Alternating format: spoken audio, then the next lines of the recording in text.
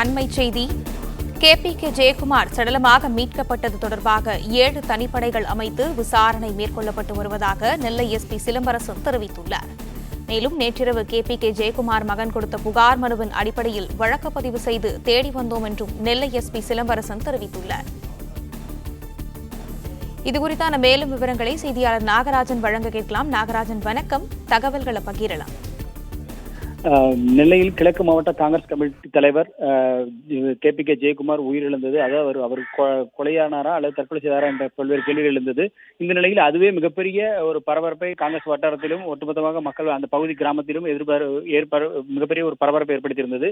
இந்த நிலையில் மிக முக்கியமான கேள்விகளாக இந்த கொலைக்கு பின்னணி அல்லது தற்கொலை என்றால் அதுக்கு பின்னணி என்ன என்பது குறித்து பல்வேறு கேள்விகள் அந்த ஊர் மக்கள் எழுப்பியிருந்தார்கள். அதிலும் அது பற்றி துப்பறியதற்காக 7 தனிப்படைகள் அமைக்கப்பட்டுள்ளதாக மாவட்ட காவல்துறை கண்காணிப்பாளர் தெரிவித்திருக்கிறார். ஆனால் இதில் குறிப்பிடத்தக்க அம்சம் என்னவென்றால், நேற்று முன்தினம் 2ஆம் தேதி மாலை 7:45 வீட்டை விட்டு வெளியே சென்றவர் பின் வீடு திரும்பவில்லை என அவரது மகன் மறுநாள் 3ஆம் தேதி, அதாவது நேற்று அவர் உவரி காவல் நிலையத்தில் புகார் கொடுக்கிறார் தனது தந்தையை கண்டுபிடித்திருமாறு. அதனைத் தொடர்ந்துதான் நேற்று அந்த வழக்கு பதிவு செய்யப்படுகிறது. அதே நேரம் இன்று காலை முதல் இணையதளங்களில் ஒரு வைரலாக பரவி வந்தது. அதாவது மாவட்ட காவல்துறை கண்காணிப்பாளருக்கு KPK ஜெயக்குமார் எழுதியதாக ஒரு கடிதம். அது தனக்கு 5 பேர் மூலமாக கொலை மிரட்டல் வருகிறது, எந்த நேரத்திலும் எனக்கு ஒரு கொலை மிரட்டல் கொலை நடக்கலாம், அப்படி நடந்தால் அதுக்கு சம்பந்தமான இந்த 5 நபர்கள் தான் என அவர்கள் செல்போன் நம்பருடன் சேர்த்து அவர் புகார் மனு ஒன்றை எழுதியிருந்தார். அந்த புகார் மனு மாவட்ட SPக்கு எழுதியிருந்தார்.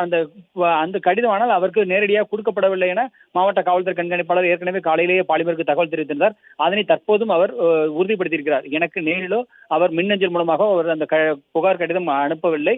ஆனால் அவர் அலுவலகத்திலிருந்து அவரது மகன் புகார் மனு கொடுத்த அடிப்படையில் விசாரணை நடத்தும் போதுதான் இந்த கடிதம் பெறப்பட்டது. அந்த அடிப்படையில் அதையும் நாங்கள் வழக்கில் சேர்த்துக் கொண்டு விசாரணை நடத்தி வருகிறோம் என்று மாவட்ட காவல்துறை கண்காணிப்பாளர் சிலம்பரசன் தெரிவித்திருக்கிறார். எனவே இந்த விஷயத்தில் மிகப்பெரிய ஒரு எதிர்பார்ப்பை ஏற்படுத்தக்கூடிய அந்த கடிதம் குறித்த விவரம் தெரிய வந்திருக்கிறது.